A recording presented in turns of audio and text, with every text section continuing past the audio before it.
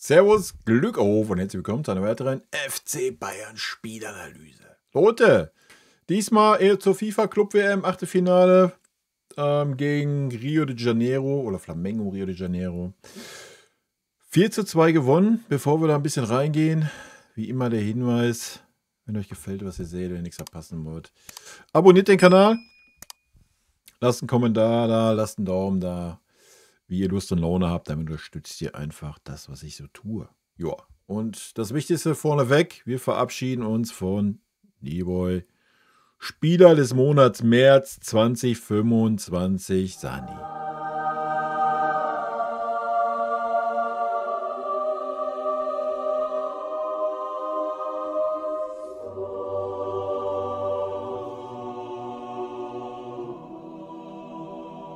Wir danken Leroy für 5 Jahre durchschnittlichen Fußball bei einem Verdienst eines absoluten Weltstars. Ja, wir sind froh, dass er weg ist. Ich denke, mit der Meinung stehe ich nicht alleine da, aber darum soll es nicht gehen. Halleluja, hat heute nochmal sein ganzes Können gezeigt bei den Minuten, die er spielen durfte. Eine absolute Farce, dass dieser Spieler überhaupt eingewechselt wurde, anstatt eines Lennart Karls. Aber, mein Gott, geben wir lieber 50, 60, 70, 80 Millionen für irgendeinen U21-Nationalspieler aus, der 8 Monate guten Fußball gezeigt hat und danach 23 Jahre lang nicht wirklich zu sehen war. Ja, ist eine sehr, sehr gute Transferstrategie. Gut, aber das artet aus. Wir kommen zum Spiel. 4:2 gewonnen, am Ende sehr souverän. Aus Bayern-Sicht, ja, das Spielmomentum auf unserer Seite gehabt. Ja, ich denke, das hat das Spiel immer wieder auf unsere Bahn gelenkt. Was wir sehr, sehr gut gemacht haben, war nach dem Anschlusstreffer zum 2:1. Da haben wir eine sehr, sehr starke Reaktion gezeigt und haben gar keine Zweifel aufkommen lassen oder nochmal einen Push zustande kommen lassen für Rio de Janeiro. Das war sehr, sehr gut. Und ansonsten haben wir einen Allstar namens Harry Kane in absoluter Top-Spieler-Manier gehabt, der 90 Minuten und darüber hinaus, ich meine, erinnert euch kurz vor Ende des Spiels, wo er den Sprinter macht und dann noch den Spieler fällt. Das hat den ganzen Ehrgeiz eines Harry Kane gezeigt. Dazu hat er 2 Tore gemacht. Heute können wir uns auf jeden Fall zu großen Teilen bei Harry Kane bedanken, dass wir am Ende des Tages so souverän weitergekommen sind. Aus neutraler Sicht war es vielleicht ein bisschen schade, dass wir dieses Momentum hatten. Ja. Ansonsten glaube ich, wäre es ein sehr, sehr hochinteressantes Spiel geworden. Ja. Ich denke, das hat Flamengo teilweise gezeigt. Wenn nicht dieser 2-Tore-Abstand fast durchgängig da gewesen wäre, glaube ich, wäre es sehr, sehr interessant geworden. So war es am Ende des Tages eine klare Nummer, mal abgesehen vielleicht von 2x10 Minuten, wo Flamengo, wo das Stadion da war, wo sie sich ein bisschen gepusht haben. Gegen Ende hin hat man gesehen, auch da waren die Kräfte erschöpft, genauso wie bei uns. Ja. Ich glaube, ich kann mich nicht erinnern, dass ich mal einen Joshua Kimmich gesehen habe, dass der mal irgendwie Ansätze von Krämpfen hat. Also von daher konnte man schon erahnen, wie kräftezehrend das Spiel heute war.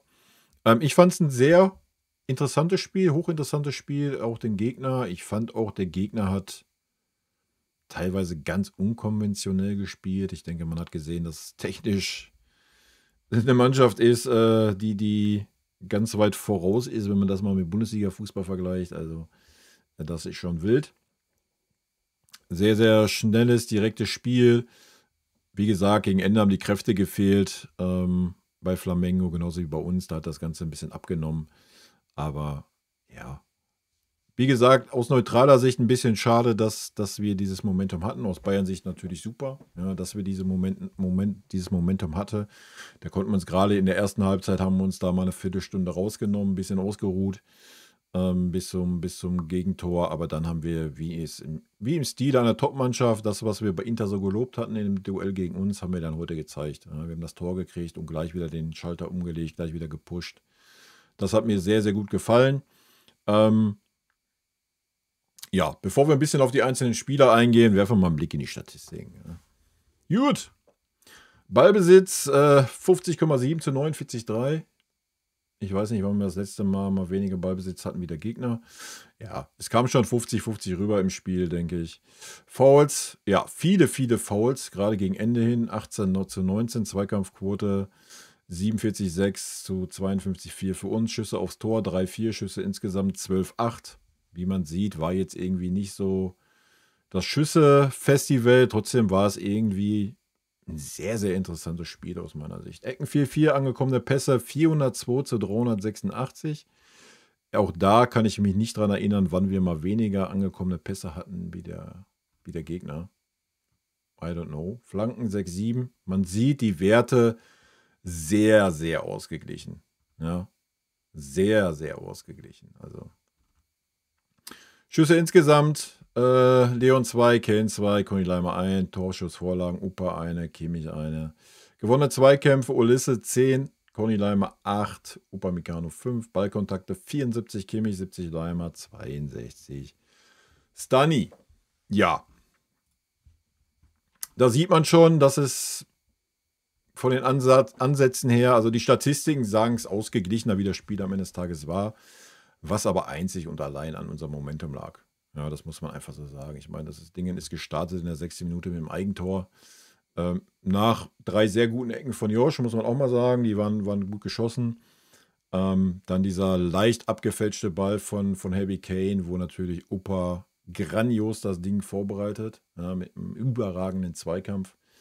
Und dann bist du natürlich perfekt in dieses Spiel gestartet. Ne? Dann hast du erstmal ein bisschen rausgenommen den Gang, hast den Gegner mal ein bisschen den Ball gegeben und wie gesagt, nach dem Anschlusstreffer in der 33. hast du gleich wieder umgeschaltet. Das 3. Tor von Leon, ja, I don't know, was der Goalie da gemacht hat. Sorry, Alter. Also so kannst du nicht stehen. Also, I don't know. Das habe ich gar nicht verstanden. Ja, also, wie kann ich denn das 2/3 des Tores freilassen? Also, ich meine, der war noch nicht mal irgendwie jetzt wie das Gegentor irgendwie mit gefühlt 300 km/h aufs Tor geschossen. Ja, der war auch noch nicht mal platziert bis an den Pfosten dran oder sowas. Ja, also wild. Das Ding muss der Torwart auf jeden Fall auf seine Kappe nehmen. Ja, dann nach der Halbzeit der Elfer, ja, passiert. Ja, muss man so sagen. War natürlich ein bisschen dumm, den Arm so weit da oben zu haben. Vor allem, weil er den Arm schon vorher hatte, bevor der Ball überhaupt da hingekommen ist. Ja, war jetzt keine Schutzhaltung irgendwie, dass man gesagt hat, oh, der kriegt den Ball jetzt gleich vom Kopf oder sowas. Ja, Manuel Neuer ist ja vieles, aber mit Sicherheit kein Elfmeterheld. Das war er noch nie, wird er niemals werden. Spekuliert immer auf eine Ecke, liegt immer viel zu früh am Boden. Ist ganz, ganz einfach auszugucken und ja, das passiert regelmäßig. Aber zum Glück haben wir ja Harry Kane, der Bock hatte, der heiß war, der unbedingt wollte. Und der uns heute ja, ins Viertelfinale gegen Paris geführt hat. Ja, das muss man mal ganz klar sagen. Gut. Thema Neuer. Ja, beim Gegentor, Alter, weiß ich nicht. Kannst du, wenn du böse bist, sagst du ja, der alte Mann hat die Arme nicht schnell genug hochgekriegt. Wenn man realistisch ist, denke ich, der kam da gefühlt an wie eine Bombe, Alter. Ich glaube nicht, dass den auch ein jüngerer Torwart gehalten hätte. Also. Das war einfach ein Strahl und gut ist, ne? Conny Leimer und Michael Olisse, ich nehme mal beide mit rein. Die rechte Seite heute offensiv nicht gut. Ja, da hat so der letzte Touch gefehlt. Die letzten 10-20% würde ich sagen, das war nicht gut. Generell Michael heute, aber auch Conny nicht gut. Was heißt nicht gut? Ja, also gemessen an dem, was beide schon gezeigt haben im Laufe der Saison. Ja. Die Leistung war immer noch besser wie von dem einen oder anderen Spieler. Es war ein normales Niveau, sag ich mal, und nicht dieses Außergewöhnliche, was wir sonst von Michael kennen. Ja. Conny Leimer war heute auch ein bisschen defensiver, hat ein bisschen defensiver agiert, war nicht so mega offen. Michael hat sehr, sehr viel mit nach hinten gearbeitet heute. Ja. Hat sehr, sehr viel geackert für die Mannschaft, aber auch vielleicht hat da dann auch ein bisschen in den entscheidenden Phasen ein bisschen die Kraft nach vorne gefehlt. Gerade zum Ende hin, denke ich, hat man das gemerkt, dass auch da ein bisschen die Kraft weg war. Upa und Jona, denke ich, haben es sehr, sehr gut gemacht. Ja, habe ich gerade schon gesagt, Upper mit diesem Zweikampf vor dem zweiten Tor. Aber generell, wenn beide hochgeschoben haben, waren sie da.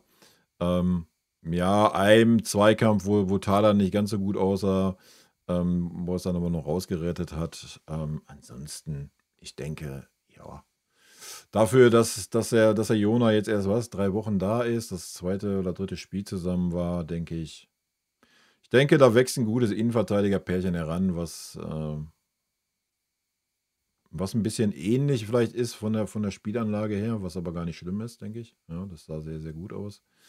Stani hat mir auch ganz gut gefallen heute, aber auch da natürlich, man hat gesehen, man hat ein bisschen Respekt auch, ja, man war defensiv, viel, viel defensiver, unser Außenverteidiger, wie wir es gegen andere Mannschaften tun. Nicht so super weit aufgerückt wie sonst, so ein Conny Leimer, der mal bis an die Grundlinie marschiert. Ja, haben wir 2, 3 Mal gesehen, aber nicht in dieser Häufigkeit wie sonst. Im Pressing, ja, da war ein Conny Leimer da war er präsent. Stani auf der anderen Seite dasselbe, aber auch Stani habe ich jetzt nichts gesehen, wo ich sage, war super schlecht, war jetzt aber auch nicht super stark. Auch da würde ich sagen, eine durchschnittliche Leistung. Kimmich und Goretzka, unser uralt Mittelfeld, habe ich mir schlimmer vorgestellt, wie es am Ende des Tages war. Goretzka hat super schwer ins Spiel gefunden, fand ich. So die ersten Minuten wurde dann mit der Zeit immer stärker, weil Kimmich aber auch immer schwächer wurde. Kimmich hat arge Probleme gehabt, nachdem der Gegner sich dann ein bisschen mehr zugetraut hat. Haben sie das gemacht, was du machen musst, wenn du gegen Bayern spielst? Du musst einfach Kimmich anlaufen, Kimmich pressen und dann passiert genau das, was passiert. Ja. Man merkt das immer schön daran, wenn Kimmich dann noch anfängt, so innerhalb der 90 Minuten sich 3, 4 Mal auf den Boden zu werfen, wie so ein kleines Kind, wovon er dann heute, glaube ich, nur einmal gepfiffen bekommen hat. War auch völlig zu Recht. Ja. Dass er das immer noch tut mit dieser Erfahrung, die er hat, ist mir ein Rätsel. Ansonsten war Kimmich heute auch viel Licht, viel Schatten. Ja. War jetzt nicht super schlecht, nicht falsch verstehen. Gemessen an seiner Position war es dann teilweise wild defensiv, muss man schon sagen, aber er war natürlich der dann auch einiges Grundding initiiert hat von hinten raus. Das war dann im Großen und Ganzen war es schon eine durchschnittliche Leistung, aber auch nicht mehr. Ja. Dasselbe trifft auf Leon zu. Gerade zweite Halbzeit war das gar nichts mehr. Ja, was er sich da, weiß ich nicht. Ja, aber was sollen wir auch erwarten? Was sollen wir noch von einem Leon Goretzka erwarten? Das ist Leon Goretzkas Leistungsniveau, Punkt. Du kriegst, was du bestellst, ja. Wie gesagt, das Tor war ein Geschenk vom Goalie. Also, hat er natürlich gut gesehen, keine Frage, hat er auch gut gemacht. Ich will das nicht schlecht reden oder sowas. Aber das war es auch. Ja, das muss man auch mal sagen. Ansonsten hat er auch er, was das Defensive angeht, 1, 2 Klopper drin gehabt. Da hast du dir gedacht, Junge. Wäre schön, wenn Palhinha mal auf dem Feld stehen würde, aber gut. Serge Gnabry, Totalausfall. Weiß ich nicht, ich weiß nicht, so zwischenzeitlich habe ich mir, so Anfangsphase hat man ihn noch wahrgenommen und dann hat man sich so in der 40. Minute gemerkt, ach, der Serge ist ja auch auf dem Feld. Ja, stimmt ja. Ja, daran siehst du immer die Leistung, Alter. Katastrophe. Ja, Katastrophe. Viel zu lange auf dem Feld gewesen. Keine Ahnung, was der Mist sollte. Kingsley hat wenigstens ein bisschen was versucht. Ja, Kingsley wieder an die Wade gefasst. Ich meine, ist klar, war jetzt auch wieder 4, 5 Wochen gehabt, wo er mal nicht verletzt war. Dann ist man halt auch wieder raus. Ne? Das ist ja nichts Neues mit unseren komischen Dieven da vorne alle. Der eine ist dauernd verletzt, der andere hat nie Bock. Ich fand es heute so, wann war das? Ich weiß nicht, auch noch in der Anfangsphase, wo Serge den Ball kriegt am Strafraumgrenze vom Gegner und du hast das Gefühl gehabt, er ist so ein 7,5 Tonner und wendet gerade. Ja? Hat ungefähr so 3 Sekunden gebraucht, bis er den Ball und sich einmal um die eigene Achse gedreht hat. Und dann kamen dann 2 Brasilianer angerannt. Und du dachtest dir, wow. Wild. Ja. Also mit den Spielern in die neue Saison gehen und irgendwie denken, man kann gegen internationale Klasse bestehen, aber wir werden sehen. Die nächsten Gegner sind ja dann wieder von noch stärkerem Niveau, wenn man sich unseren Turnierbaum anschaut. Ja, der Einzige, der heute neben für mich die beiden Innenverteidiger, die für mich mit die besten Spieler war Harry Kane. Harry Kane ist der heute diese Mannschaft getragen hat. Ja. Und das nicht nur mit seinen Toren, sondern mit seiner ganzen Art und Weise, wie er geackert hat, gerackert hat, gekämpft. Man hat gemerkt, der wollte unbedingt. Das hast du aber bei vielen gemerkt. Auch so ein Kimmich, so ein Leon, selbst ein Stunny und unsere Innenverteidiger, selbst Michael. Also abgesehen von Serge, hast du schon gewollt, hast du schon gemerkt, jeder will. Ja, und das ist ja das auch, was uns die Saison ausgezeichnet hat. So. Der Wille dieser ganzen Mannschaft. Ich will auch ein Serge nicht den Willen absprechen, aber er konnte es halt nicht zeigen. Also gar nicht.